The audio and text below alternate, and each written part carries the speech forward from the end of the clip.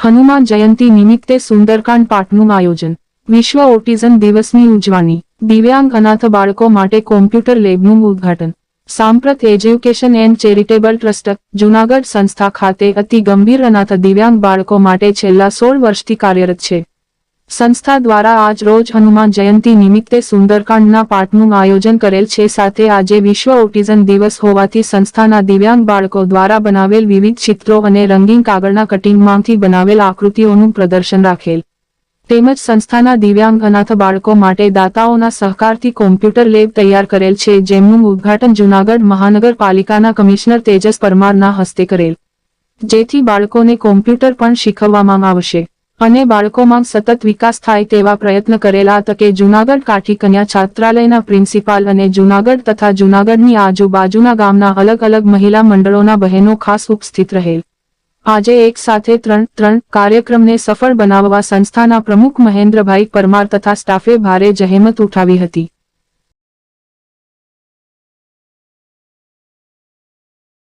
હનુમાન જયંતીના પ્રસંગ રૂપે સાંપ્રત ટ્રસ્ટમાં આપણે પંચમુખી હનુમાન દાદા બિરાજમાન છે. આજે પંચમુખી હનુમાન દાદાની જન્મ જયંતિ છે, ત્યારે આપણી સંસ્થામાં એક સુંદરકાંડનું આયોજન કરેલું છે.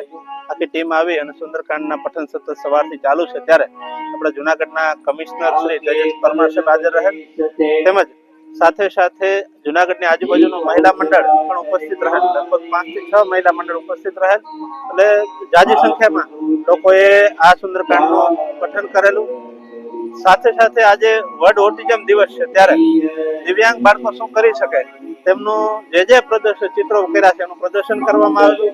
તેમની સાથે સાથે દાતાના સહકારથી આપણે એક કોમ્પ્યુટર લેબનું ઉદ્ઘાટન કરેલું છે, જેમાં 4 કોમ્પ્યુટર સાથે એક કોમ્પ્યુટર લેબનું કમિશનરશ્રીના હાથે ઉદ્ઘાટન કરવામાં આવેલું.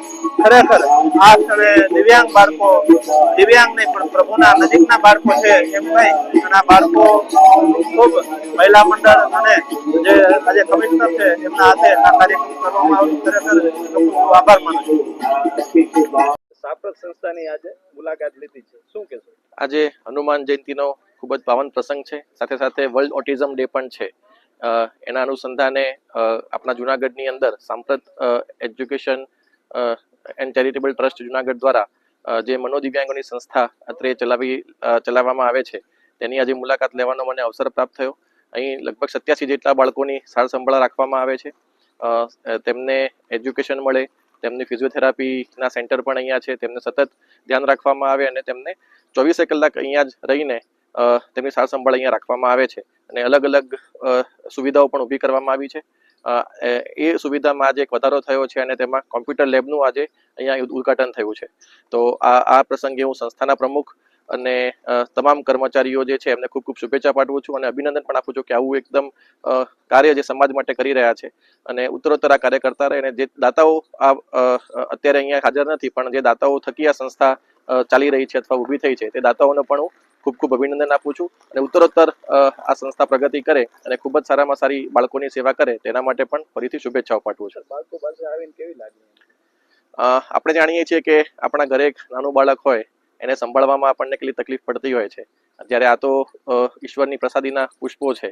અને જેમ કહેવાય ને કે આટલી ઈશ્વર તરફથી એમને જે પણ પ્રકારનું બાળક અહીંયા છે અને બધા અનાથ છે, મોટી વસ્તુ એ પણ છે. એટલે મા બાપ વિનાના બાળકો છે, તેમ છતાં પણ ખૂબ જ આનંદ અને ઉલ્લાસભર રહે છે.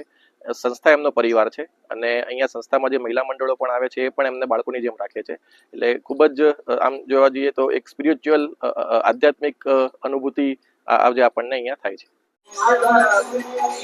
આજે હનુમાન જયંતિ નિમિત્તે આપણે વિજાપુર દિવ્યાંગ બાળકોની સંસ્થાની અંદર આપ લોકોને બોલાવ્યા છે. સુંદરકાંડના પાઠ બાળકોને પ્રોત્સાહિત કરવા માટે ભેસાણ, પરબ, રાવણી, જૂનાગઢથી તમામ મહિલા મંડળની બહેનો આવ્યા છે. અહીંયા બાળકોને અમે 5-6 વર્ષથી આવીએ છીએ. બાળકોને ખૂબ પ્રેમ અને લાગણી આપીએ છીએ અને આ લોકોના સંસ્થાના જે આ ટ્રસ્ટીઓ છે એ જે સેવા કાર્ય કરી રહ્યા છે એ આપણે ઘરે પણ ન કરી શકીએ એવી માતા પિતા જેવી લાગણી અનુભવી છે આ લોકોને. એનો આભાર, ખૂબ ખૂબ આભાર છે.